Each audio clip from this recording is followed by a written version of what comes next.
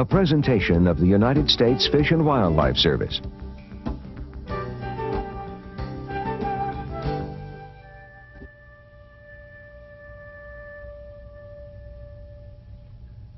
On the far southeastern corner of Bosque Del Apache National Wildlife Refuge stands San Pascualito Mesa.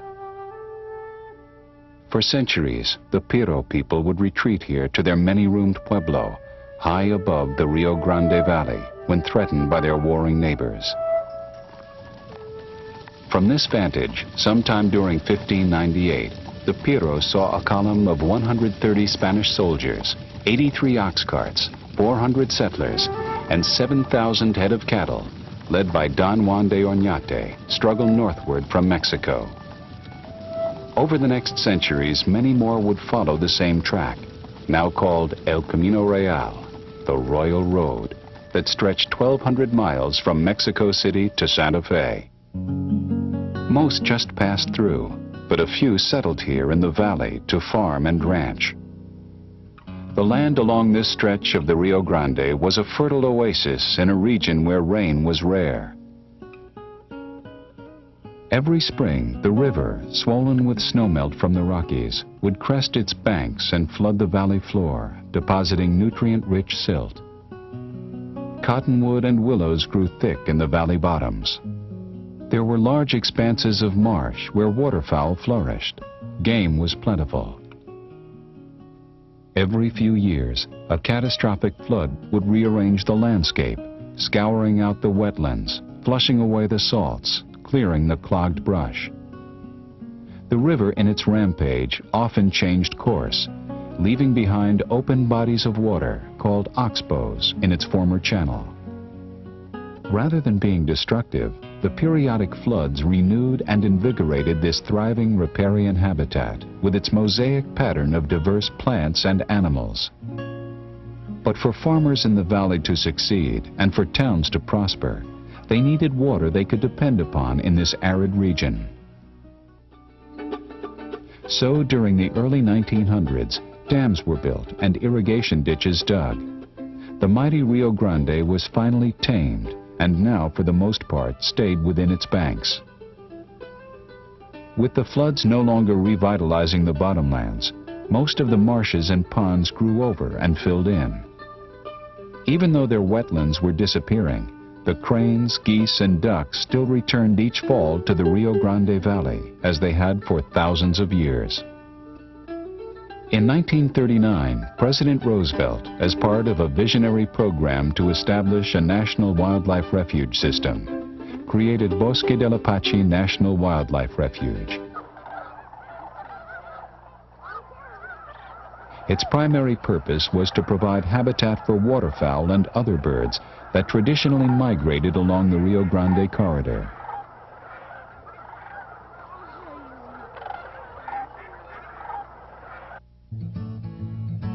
Bosque del Apache, encompassing almost 90 square miles, straddles the Rio Grande and fills the valley between the mountain ranges to the east and west.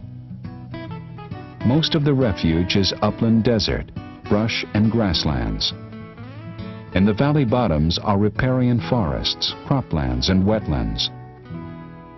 Only a small portion of the refuge to the west of the Rio Grande is intensively managed for migratory birds. Work on this section dates back to 1939, when the Civilian Conservation Corps constructed dikes, dug ditches, installed water control gates, and created the first water impoundments for waterfowl. At the time, there were only 17 sandhill cranes overwintering on the refuge and 30 snow geese.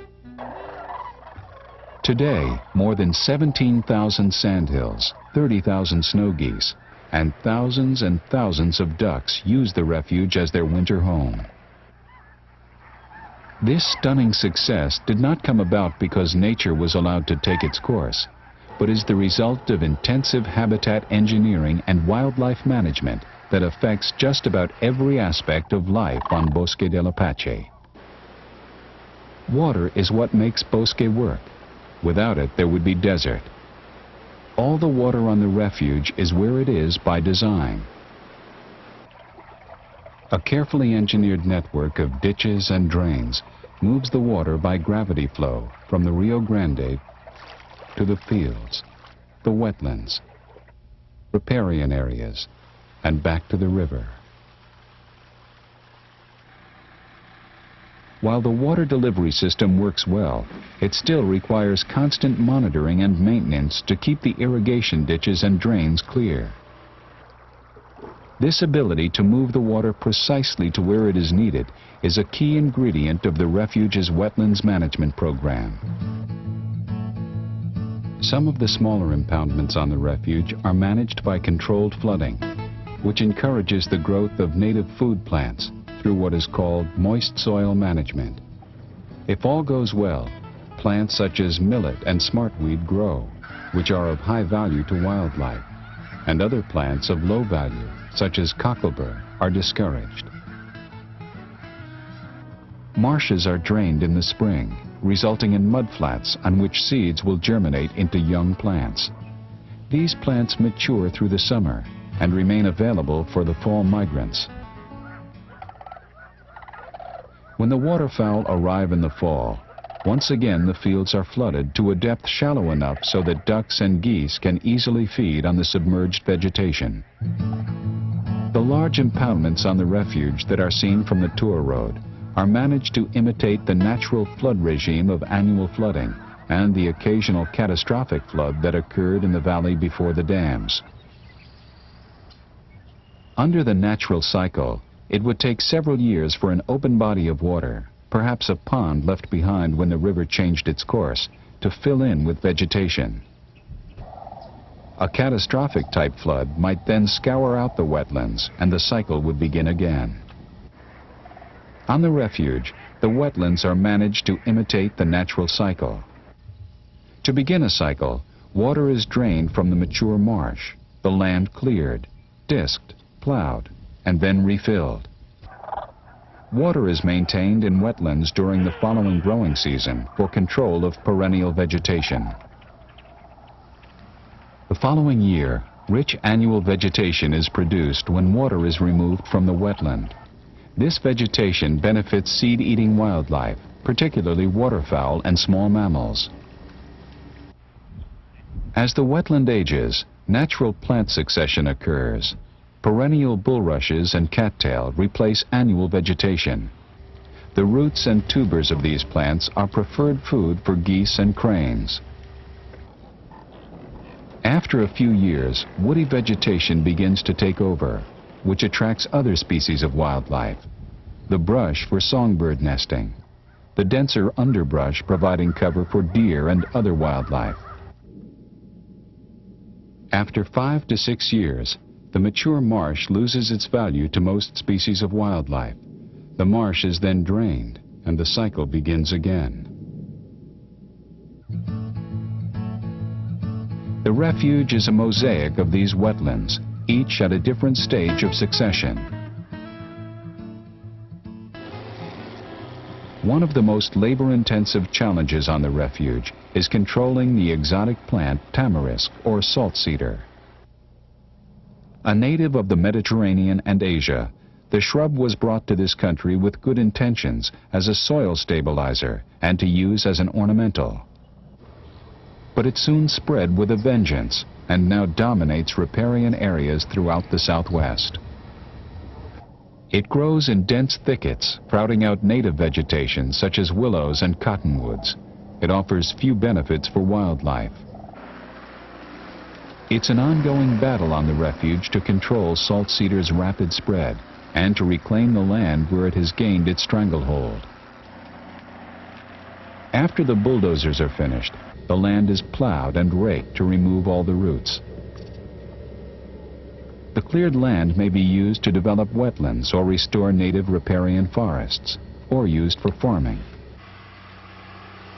Farming is integral to the Refuge's wildlife management strategy.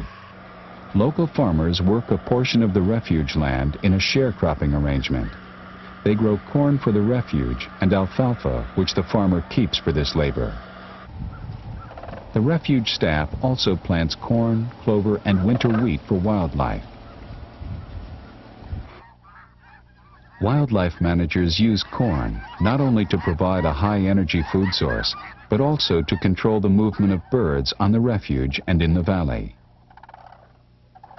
In winter, cranes eat approximately 3/4 of a pound of corn per day, geese a half a pound, and ducks a quarter. So wildlife managers can calculate precisely how many rows of corn they need to knock down to feed the birds on the refuge. Knocking down less corn will disperse the flocks to other areas of the valley. When many geese are crowded together for too long, there is the threat of disease. Moving them over a wider area reduces the risk.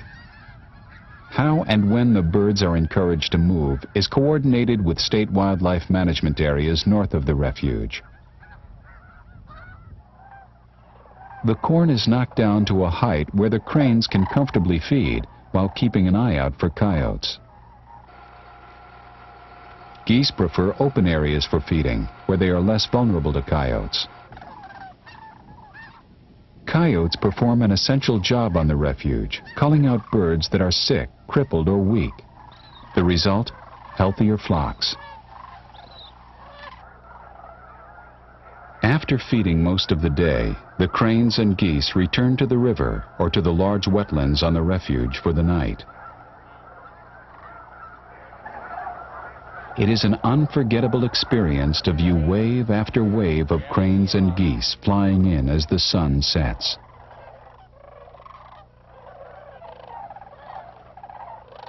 The cranes roost through the night standing in open water to avoid the coyotes. In the morning, as the first rays of sunlight streak across the land, the birds once again head out to feed, building up strength for their long flight back to their nesting grounds. By mid-February, the migration northward begins. The larger or greater sandhill cranes return to nest in the Rocky Mountain states of Wyoming, Idaho, and Montana. The smaller or lesser sandhills nest in northern Canada. By early March, all the cranes and snow geese have left. Soon after, songbirds migrating northward from Central America begin to drop in to feed and rest before continuing their journey to their nesting areas. Some, like the hummingbirds, nest on the refuge. There are also a few Canada geese who stay here year-round. While the summer months are quiet, there are still many species of wildlife that can be seen on the refuge.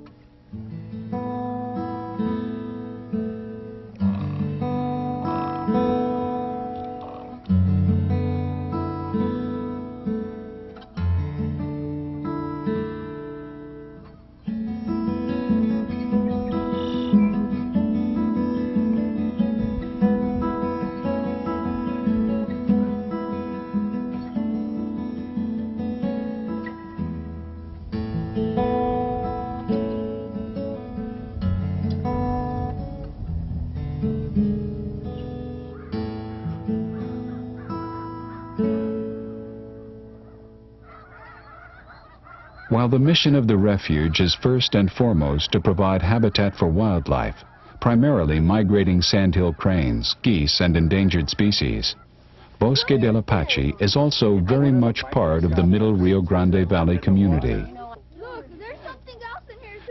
For the many school children in the valley, an environmental education trip to the refuge may well be their first up-close view of the natural world. For some, they will never look at a pond in quite the same way. Every fall, the city of Socorro, north of the refuge, celebrates the return of the sandhill cranes with a festival attended by thousands of visitors.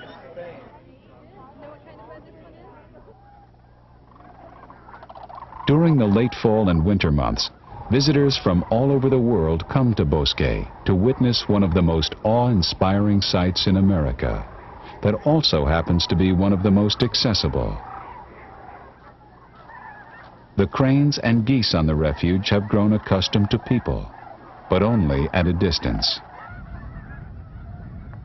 If you stop, pull over so others can pass, and drive gently.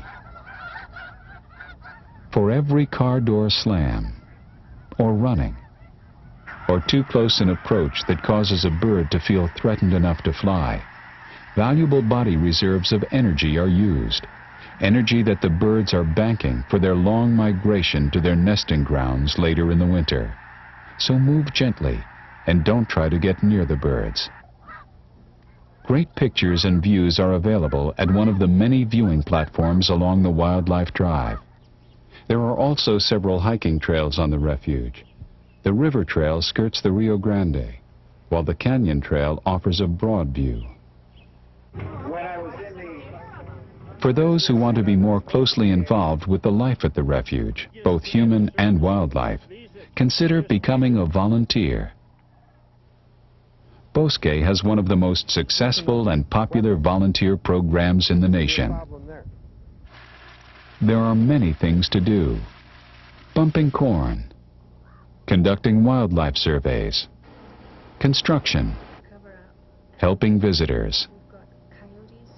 Also consider joining Friends of Bosque, a volunteer organization that helps support a variety of activities on the refuge. Bosque del Apache, an oasis for waterfowl in an arid land. A place that wouldn't be what it is were it not for intensive habitat engineering and the science of wildlife management.